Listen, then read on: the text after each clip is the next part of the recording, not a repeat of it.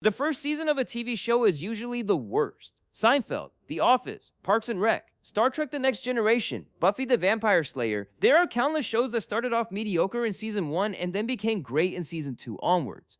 Even for some of the greatest shows ever made, like Breaking Bad, the first season is the weakest. The Sopranos, arguably the greatest TV show ever made, or at least tied with The Wire, had a relatively great first season. Most of the characters arrived fully formed. James Gandolfini's performance was captivating from the jump, and some of the show's most memorable storylines appeared in season 1.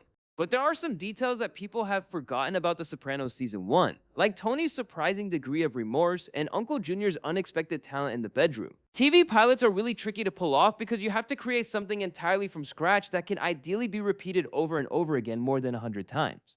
You have to create characters and a world that audiences are going to want to come back to for years and years to come. And you have to do it all in under an hour, half an hour in some cases. Usually it takes TV shows a few episodes to find their feet and establish their voice, and that's the case with The Sopranos. From its very first episode, The Sopranos was a radically different kind of TV show. It was darker, weirder, and more cinematic than anything else on television. But when you go back and rewatch the pilot now, the tone doesn't feel quite right.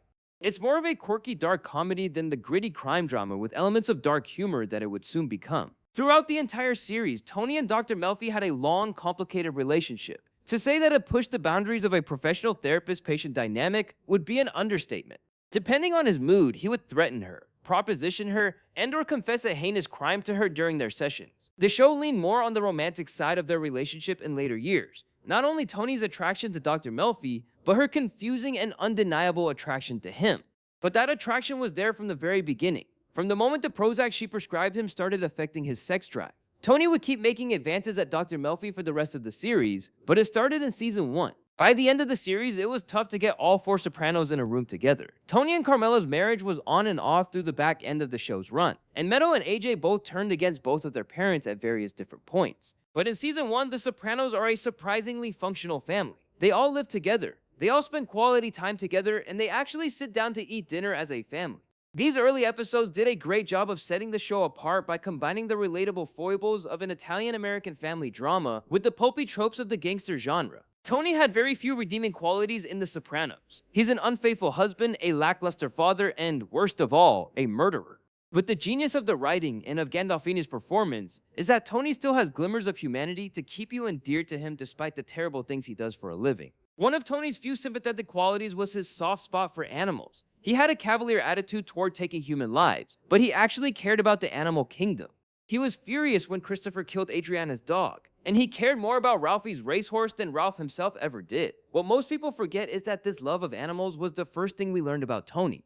In the pilot episode, we were introduced to Tony fawning over a family of ducks in his pool. In the penultimate episode of season 1, Isabella, The Sopranos took a strangely fantastical turn. The show had a couple of supernatural storylines like this, but they usually involved Lynchian dream sequences, like Big Pussy's confession at the fish market, or the coma dream episodes.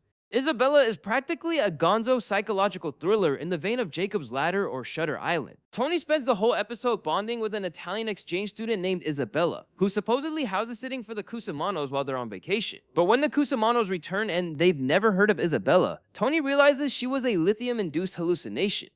Dr. Melfi theorizes that his mind created the perfect maternal figure, but the show took the strangest route possible to make that point. The Tony we know from the later seasons is a cold-blooded killer, but in season 1 he's actually torn up about the horrible things he has to do. He shows more hesitation when he kills the rat in the first season than when he kills Christopher in the final season.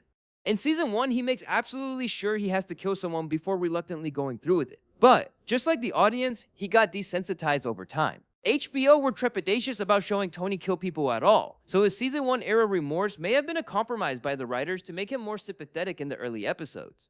Then, when it became clear that the audience didn't care whether Tony was sympathetic, they made him more of a monster. In its first season, The Sopranos dedicated a whole episode to Uncle Junior's cunnilingus skills. That's not the whole episode per se. The A-plot concerns Meadows' soccer coach getting tangled up with the DeMeo crime family and Tony's malleable sense of justice, but there is a lot of screen time dedicated to subtle digs and double entendres directed at Junior. The episode speaks to a larger cultural taboo around men performing oral sex on their female partners. There's a childish idea among some male circles that giving a woman pleasure isn't manly. And the fact that Junior is still holding on to that childish idea in his twilight years and letting that masculine insecurity ruin a perfectly good relationship is as hilarious as it is heartbreaking. The Sopranos as we know it doesn't rear its head until the show's 5th episode, College. This is the episode that solidified The Sopranos as a game changer and a modern television classic.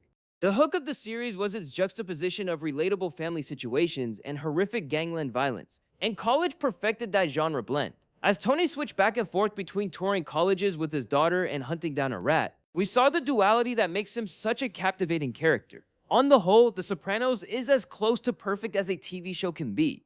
It had a couple of hiccups along the way. The Columbus episode is an uncharacteristically ham-fisted social commentary, and the finale's abrupt ending rubbed some viewers the wrong way, but it had a lot more hits than misses. Still, when you go back and rewatch The Sopranos now, it doesn't truly become the masterpiece we remember it as until season 1, episode 5.